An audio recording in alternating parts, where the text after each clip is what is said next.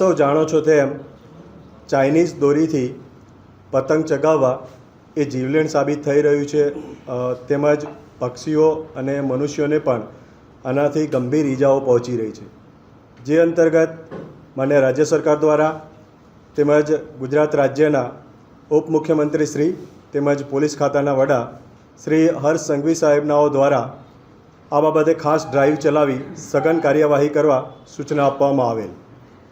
ગુજરાત રાજ્યના ડીજીપી શ્રી વિકાસ સહાય સાહેબ તેમજ અમદાવાદ વિભાગના આઈજીપી શ્રી વિધિ ચૌધરી સાહેબનાઓ દ્વારા આ અંતર્ગત ડ્રાઈવ દરમિયાન વધુમાં વધુ કેસો કરી તેના મૂળ સુધી પહોંચવા માટે સૂચના આપવામાં આવેલ છે।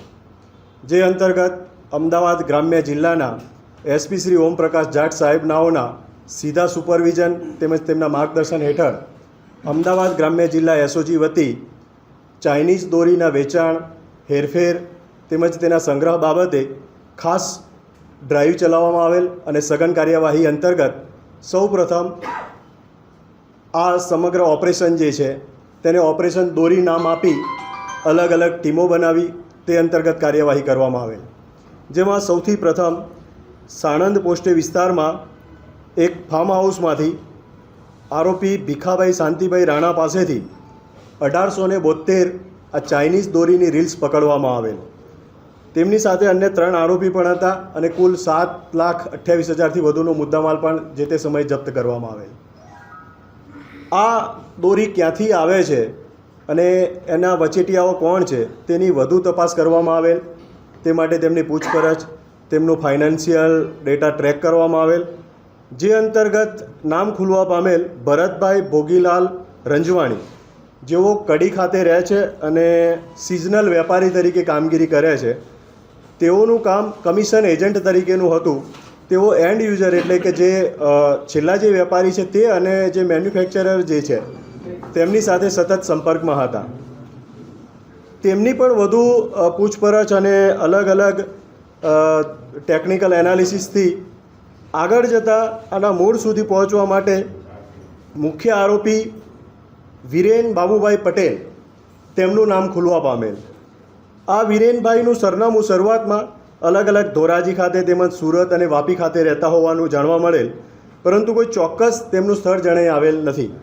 જેથી કરી અને નેટગ્રીડ તેમજ નેત્રમની મદદથી જાણવા મળેલ કે તેમની એક કંપની છે માર્મિક ઇન્ડસ્ટ્રી જે ફડચામાં ગયેલ છે અને ત્યાં જઈને ખાતરી કરતાં ત્યાં પણ કંઈ વાધાજનક મળી આવેલ નહોતું, પરંતુ હ્યુમન રિસોર્સથી કેટલીક ચોક્કસ બાતમી અને માહિતી હોવાના આધારે દાદર ખાતે એક નામ વગરનું વિશાળ કારખાનું મળી આવેલ, જેમાં અમદાવાદ ગ્રામ્ય જિલ્લાની એસઓજી ટીમે 4 દિવસ પૂરતી વોચ રાખી તેની સમગ્ર અવરજવર ઉપર ધ્યાન રાખવામાં આવેલ અને પછી સ્થાનિક પોલીસની મદદ લઈ અને ત્યાં દરોડા પાડવામાં આવેલ।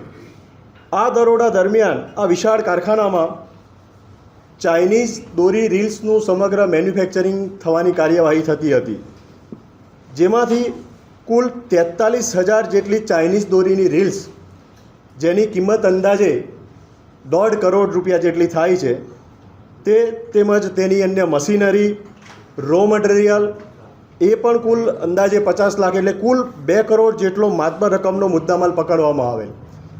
આ જે મુદ્દામાલ જે છે તેને ત્યાંના સ્થાનિક જિલ્લા વહીવટીતંત્ર તેમજ સ્થાનિક ત્યાંની પોલીસની મદદથી જે તે કારખાનામાં સીઝ કરવામાં આવેલ છે।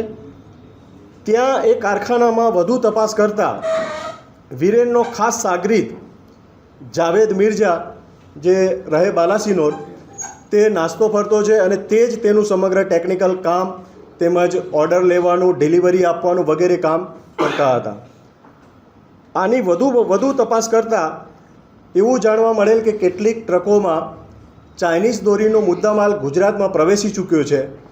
જે બાબતે થઈ અને અમદાવાદ ગ્રામ્ય જિલ્લા પોલીસે અલગ અલગ ટીમો બનાવી અને સમગ્ર ગુજરાતમાં અલગ અલગ જગ્યાએ રેડો કરી, જેમાં બાવળા ખાતે સમીર અને અન્ય આરોપીઓ પાસેથી 3,864 રીલ્સ અને બીજી 1,452 રીલ્સ અને 2 ગુના નોંધવામાં આવેલ।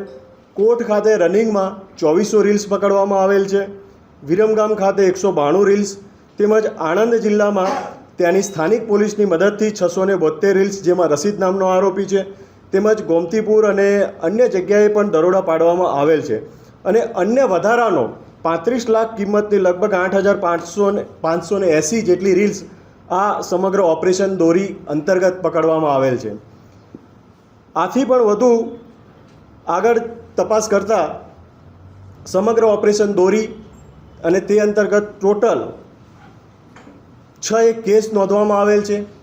15થી વધુ આ સમગ્ર રેકેટના આરોપીઓનો પર્દાફાશ કરવામાં આવેલ છે અને સમગ્ર થઈને 2.35 કરોડથી પણ વધુ રકમનો મુદ્દામાલ યા સીઝ કરવામાં આવ્યો છે કે આ પોલીસ દ્વારા જપ્ત કરવામાં આવેલ છે. આમ સમગ્ર અમદાવાદ ગ્રામ્ય જિલ્લા પોલીસ વતીથી જ્યારથી પણ ચાઇનીઝ દોરીની ડ્રાઈવ ચલાવવામાં આવેલ છે તે દરમિયાન અલગ અલગ 25થી વધુ કેસો નોંધવામાં આવેલ છે, તેમજ 33થી વધુ આરોપીઓને પકડવામાં આવેલ છે અને ટોટલ 35,36,500 જેટલો જે સ્થાનિક પોલીસ વતીથી એટલો મુદ્દામાલ પણ કબજે લેવામાં આવેલ છે. હાલ જે આ સમગ્ર રેકેટના મુખ્ય આરોપી વિરેન જે છે તેઓ મળી આવેલ નથી અને તેમને ધરપકડની કાર્યવાહી ચાલુ છે. તેઓ જ્યારે મળી આવશે ત્યારબાદ તેમની સંપૂર્ણ વિગતો જાણવા મળશે. આ જે છે મોટાભાગના જે આરોપી જે છે તે લોકલ વેપારી તરીકે નાનો મોટો વેપાર ધંધા કરતા જણાઈ આવેલ છે. હાલ સુધીમાં એવું કોઈ મોટું ગુનાહિત ઇતિહાસ ધ્યાન પર આવેલ નથી, તેમ છતાં તપાસ વધુ ચાલુ છે. આ સમગ્ર રેકેટમાં હજુ વિરેનની ખરેખર પૂછપરછ થશે ત્યારે એકચ્યુઅલ એમો ધ્યાન ઉપર આવશે, પરંતુ આ જે વેપારીઓ જે હતા તે સોશિયલ મીડિયાના માધ્યમથી તેમજ એકબીજાના વેપાર અર્થે એકબીજાના સંપર્કમાં આવેલા અને ટેલિફોનિક વગેરે દ્વારા આ એમના સંપર્કો થયેલા હોવાનું જણાય છે. હાલની જે તપાસ છે જે દાદર ખાતેના કારખાનામાં રેડ કરવામાં આવેલી છે તે કારખાનું કોઈપણ પ્રકારના રીતે રજિસ્ટ્રેશન થયેલ હોવાનું જણાતું નથી, તેમજ તેના ત્યાં કોઈ જીએસટી વગેરે રજિસ્ટ્રેશન નથી અને આ જે મુદ્દામાલ જે છે તે ફક્ત ને ફક્ત ઉત્તરાયણ માટે પતંગ ચગાવવા માટે ચાઇનીઝ દોરીનો ઉપયોગ થઈ શકે તે બાબતે થઈને મોકલવામાં આવેલ, જે અંતર્ગત અલગ અલગ જગ્યાએ રેડ કરતાં આ વસ્તુ પૂરતું પુરવાર થાય છે કે આ જે દોરી છે તે માત્ર ને માત્ર ઉત્તરાયણ નિમિત્તે પતંગ ચગાવવા બાબતે થવાનો હતો. એ એકચ્યુઅલી વિરેન જે પકડાશે ત્યારે જ એનો ચોક્કસ માહિતી મળશે કે આ કેટલા ટાઈમથી સતત ચાલુ હતું એ.